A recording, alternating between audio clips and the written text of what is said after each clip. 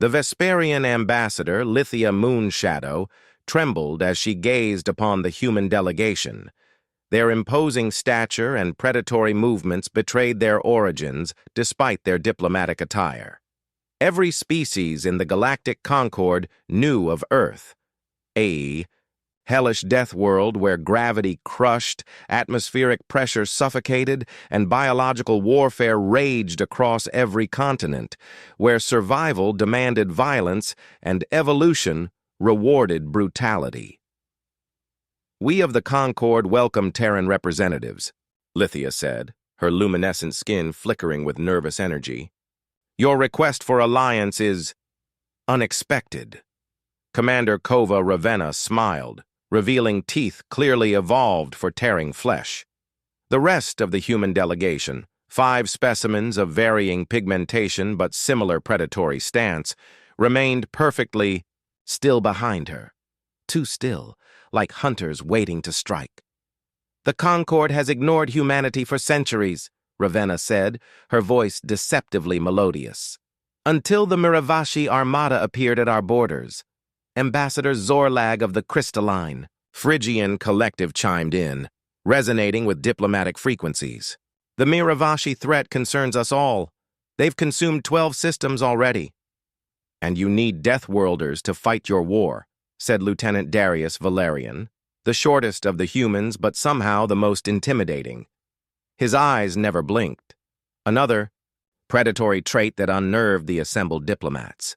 Grand Minister Eclavia of the methane-breathing Jornari floated forward in his containment sphere. "We offer technological exchange. Your species' resilience coupled with our advanced weaponry could what?" interrupted Ravenna. "Save your worlds while sacrificing ours as a buffer zone? We've intercepted your communications, Minister." The solid chamber fell silent. The humans' casual mention of breaking encrypted Concord channels sent a chill through the delegates. Lithia's bioluminescence dimmed in shock. "That's impossible.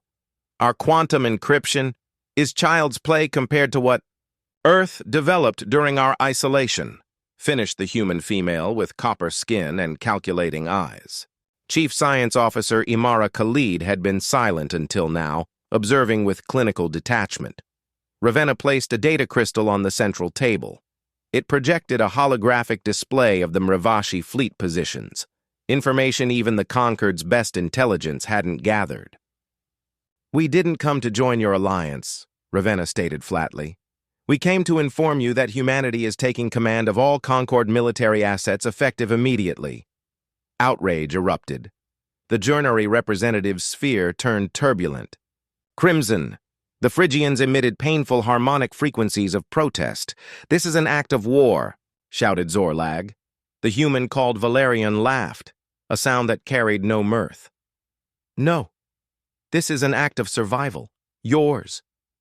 Ravenna's voice cut through the chaos. "The Miravashi will reach Vesperian space in 6 standard days. Your fleets are scattered, your tactics outdated, and your leadership paralyzed by bureaucracy. And you expect us to simply surrender control?" Lithia asked incredulously. "No," Ravenna replied calmly. "We expect you to witness what happens next, then decide." As if on cue, the chamber's central display activated.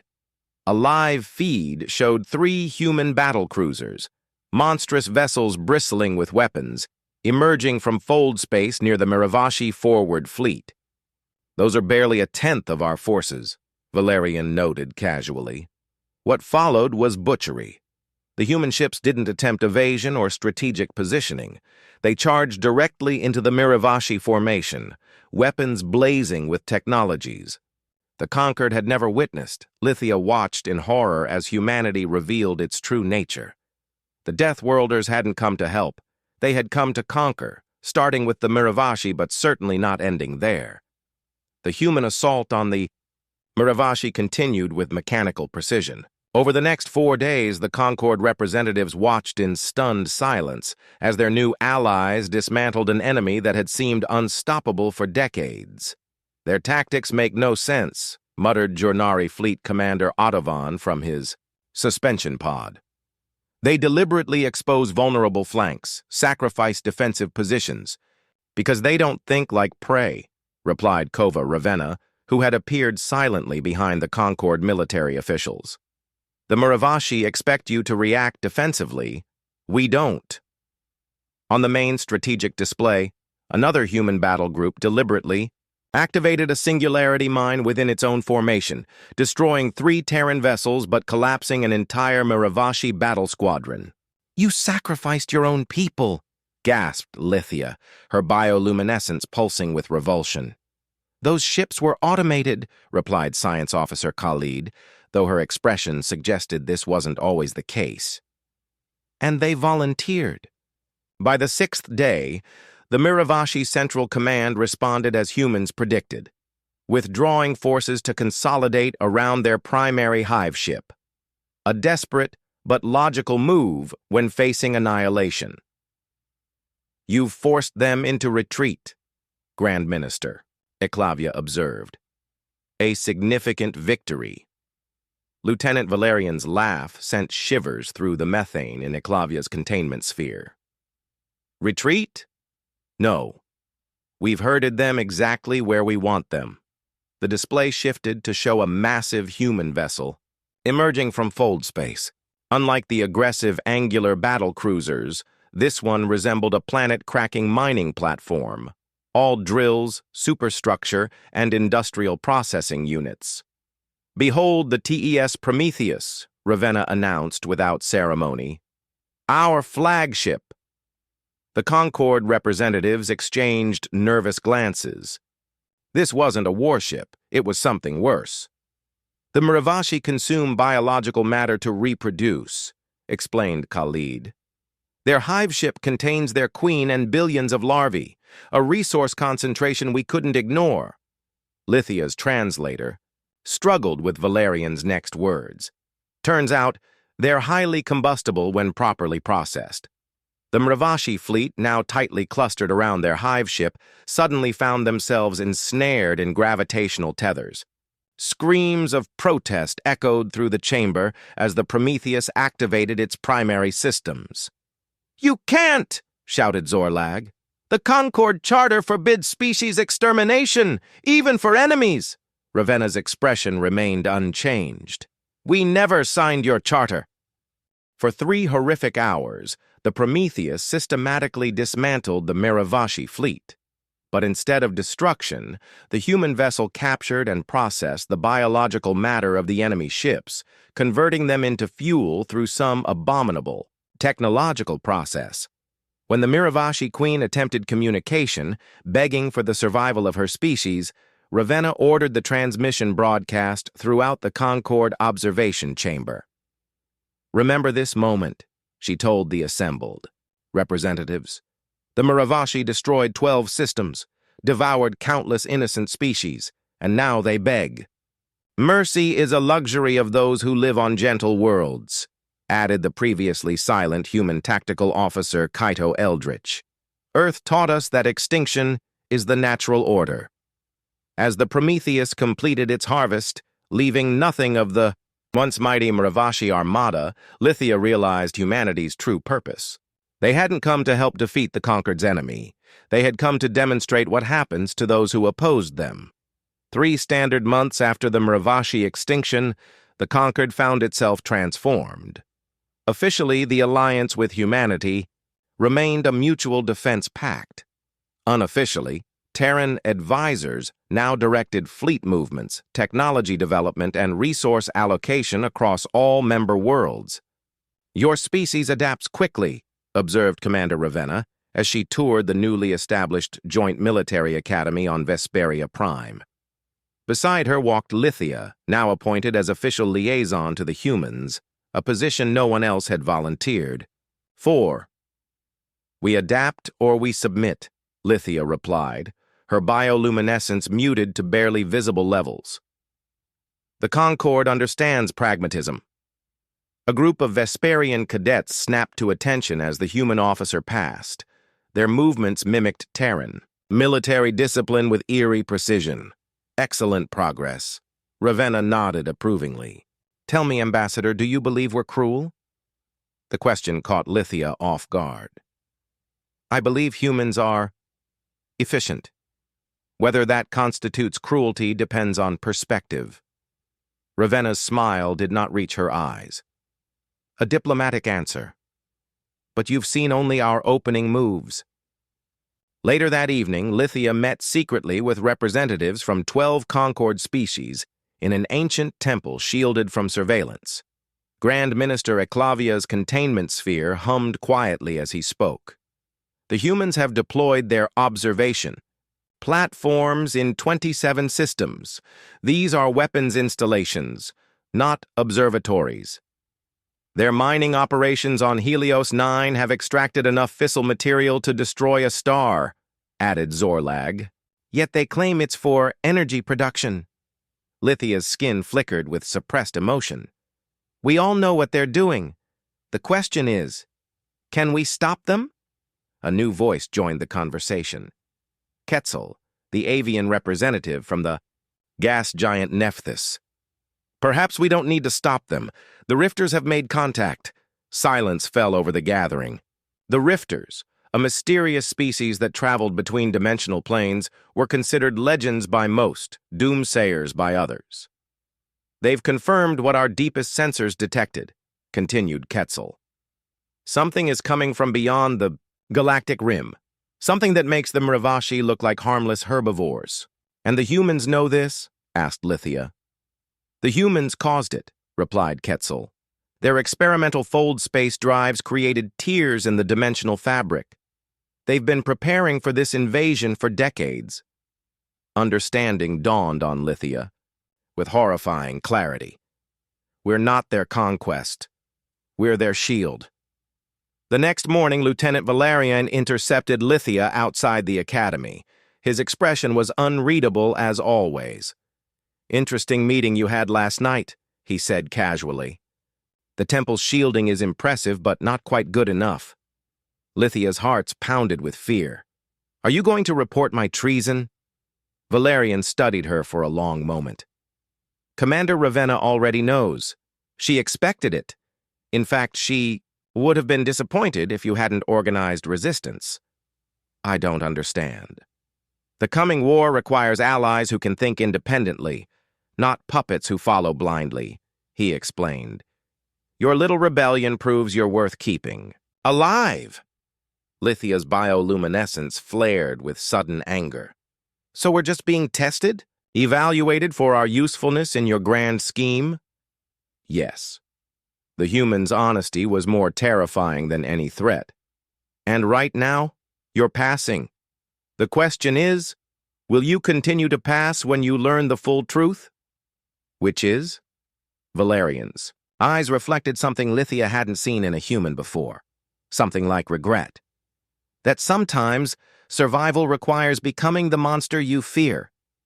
The dimensional rift appeared precisely where Science Officer Khalid had predicted, at the edge of Concord space, near the abandoned Mravashi territories. What emerged from it defied conventional description. We call them the Void Collective, Khalid explained to the assembled Concord representatives. The holographic display showed writhing, shadow-like entities that seemed to exist in multiple spatial dimensions simultaneously. They consume reality itself. How can we fight something like that? Asked Zorlag, crystal form vibrating with distress. We can't, Ravenna stated flatly. Not directly. That's why we need your worlds. The plan, when finally revealed, horrified the conquered leadership. Human engineers had already begun retrofitting entire planets with experimental technology, converting habitable worlds into massive weapons platforms and interdimensional barriers. You're talking about evacuating billions of people, Lithia protested during an emergency session. Cultural centers that have existed for millennia. Yes, agreed Ravenna without hesitation. And we'll need to sacrifice approximately 40% of Concord territories to create an effective containment zone. Riots erupted across affected worlds when the news broke. On Jernari Prime, methane breathers attacked human outposts with improvised weapons. The response was swift and brutal, orbital strikes that left smoking craters where once cities stood. Lithia found herself summoned to the human command vessel, where she expected to be executed for her people's defiance. Instead, she found Ravenna and Valerian arguing intensely. "Excessive force damages long-term cooperation," Valerian insisted. "We need allies, not slaves." "We need time," countered Ravenna. "The void advances faster than projected. Compliance can be achieved through fear more quickly than through diplomacy." "And what happens when fear turns to desperation?" asked Lithia, surprising herself with her boldness. "When people have nothing left to lose?" Both humans turned to her. Ravenna's expression hardened, but Valerian nodded slightly. "Exactly my point," he said. "Ambassador Moonshadow understands psychology better than you, Commander. Something unspoken passed between the humans, a current of tension that hinted at deeper fractures within their command structure." Later that day, Valerian sought Lithia out privately. "I need you to understand something," he said quietly. "Not all humans agree with Ravenna's methods, yet you follow her orders. For now. Because the threat is real."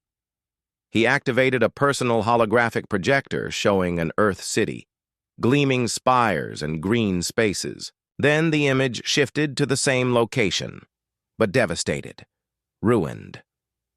"This was New Seattle, before and after our first encounter with a Void Scout." A scout. Lithia's bioluminescence paled. "Just one entity did that?" 5 million dead in hours, Valerian confirmed. "That's why we developed the fold space drives, why we sought out the Concord. Not just to conquer, but because we calculated that only through unified action could any of us survive.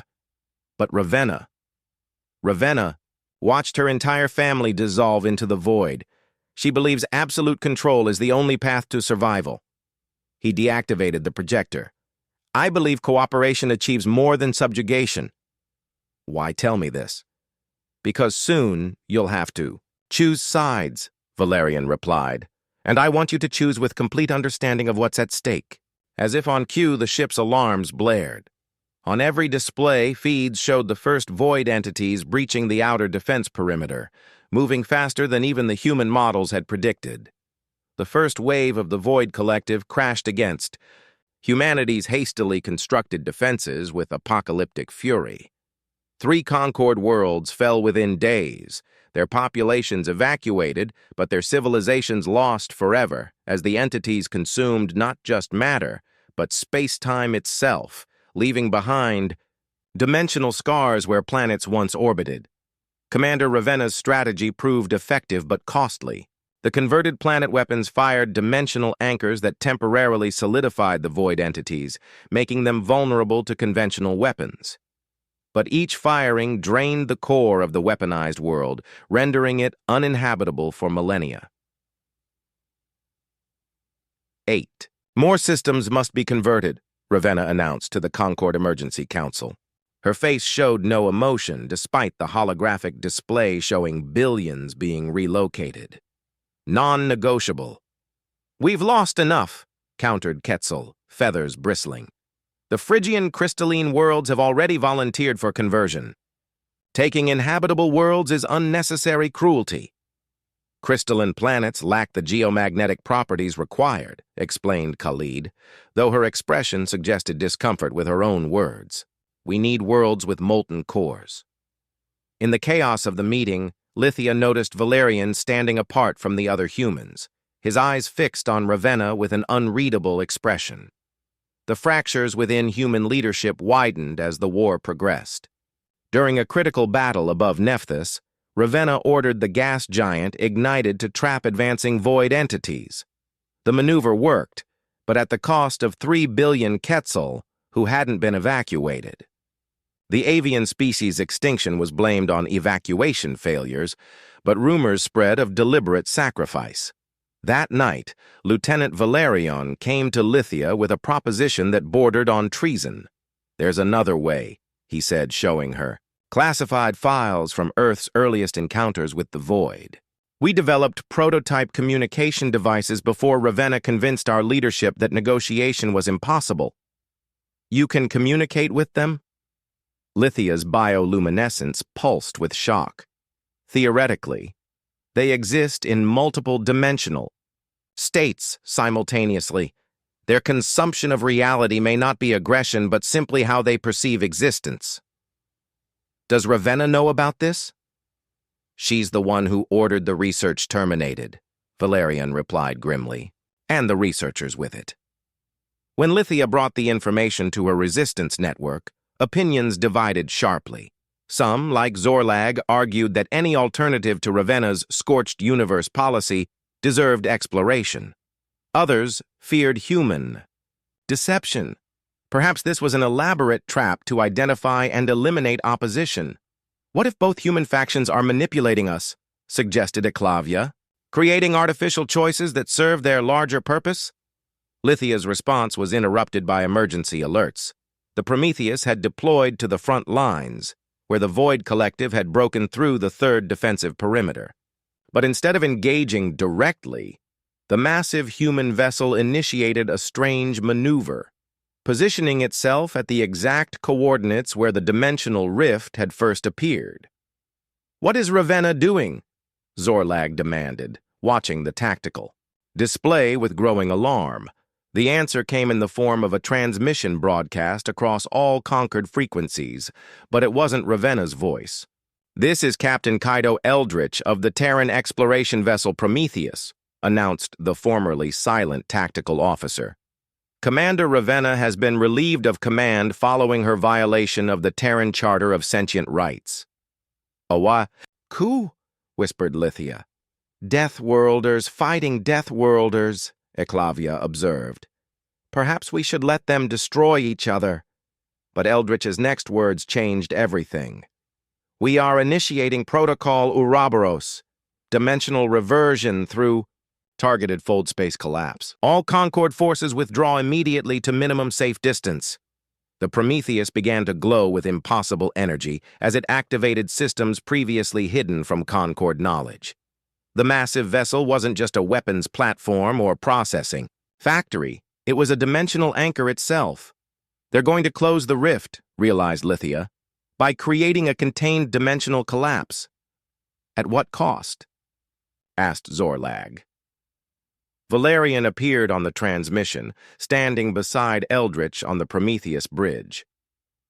"Ambassador Moonshadow," he said directly to Lithia, knowing she would be watching. "Remember what I said about becoming the monster you fear? This is humanity's choice, not to sacrifice your worlds but our own weapon." The transmission cut as the Prometheus initiated the protocol, tearing a hole in reality itself, creating a dimensional undertow that began pulling the void entities back through the rift. "They're sacrificing themselves," Lithia whispered in awe. "Why?" The answer came in a final, fragmented transmission from Valerian. "Because Deathworlders don't just know how to take life.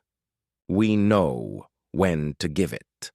The dimensional collapse created by the Prometheus sealed the rift, but at a devastating cost. The massive human vessel and its crew, including Valerian, Eldritch, and the imprisoned Ravenna, were pulled into the space, between dimensions, vanishing from reality. In the aftermath, the remaining human forces found themselves in disarray. Without central leadership, the occupation of Concord's space faltered. Some human commanders maintained Ravenna's hardline approach, while others aligned with Valerian's cooperative philosophy. 3 standard years after the rift closure, Lithia Moonshadow stood on the observation deck of Concord's newly constructed headquarters on Vesperia Prime. Beside her, Science Officer Imara Khalid, now the highest-ranking human representative, watched silently as the combined Concord human defense fleet conducted maneuvers. "We never expected this outcome," Khalid finally said, breaking the contemplative silence. "Humans united through fear. Your species united through hope. Both approaches proving necessary." Lithia's bioluminescence shifted to a calm blue. The Concord has never been stronger. It was true. The technologies developed during the conflict had accelerated cultural and scientific exchange. Former enemies now worked together, bound by shared trauma and triumph. The human minority within Concord space had integrated, still feared for, their Deathworld instincts, but respected for their sacrifice.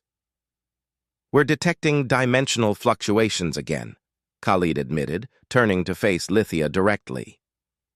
"Minor, but similar to the pre-rift patterns. So it begins again? Perhaps, but this time we face it together as equals." The integration hadn't been smooth. Human outposts still maintained formidable defenses. Conquered species still harbored suspicions. But Valerian's final act had changed. The narrative. Deathworlders had proven capable of sacrifice as well as conquest. On worlds across the Concord, monuments had been built, not to commemorate victory, but to remember the cost. The greatest stood on Vesperia Prime, a massive replica of the Prometheus, inscribed with names of all who died closing the rift. Human names intermingled with those of Concord species lost in the conflict. During the annual remembrance ceremony, attended by representatives of all species, Lithia delivered the closing address. "We feared the Deathworlders came to conquer us. In truth, they conquered something far greater, the divide between us. The suspicion that different evolutionary paths meant incompatible values." She gestured toward the starfield, where the dimensional scar remained visible, a permanent reminder of what had been lost and gained. "The humans taught us that survival sometimes requires terrible choices. We taught them that those choices need not be made alone. Together, we conquered our greatest enemies, fear and distrust." As the ceremony concluded, Lithia met privately with Khalid. The human scientist presented her with a data crystal. "We've been analyzing the dimensional readings from the collapse," Khalid explained. "There's evidence the Prometheus didn't dissolve completely. It may exist in a pocket dimension, trapped, but intact." "You're planning a rescue mission," Lithia realized. "We're planning a joint expedition," Khalid corrected. "Deathworlders don't abandon their own, but we've learned we don't have to do it alone." As they looked out at the combined fleet, human warships alongside conquered vessels, former enemies, now united in common purpose, Lithia understood the true legacy of the invasion. The Deathworlders had indeed come to conquer, but what they conquered wasn't territory or resources. It was the isolation that had defined their species since evolving. On their hellish world, the belief that survival required domination. In conquering the stars, humanity had finally conquered itself. And if the dimensional readings were correct, if the Prometheus and its crew somehow survived, perhaps the greatest chapter in their shared history remained unwritten. The Deathworlders had come as conquerors. They remained as equals, and together they would face whatever emerged from the void.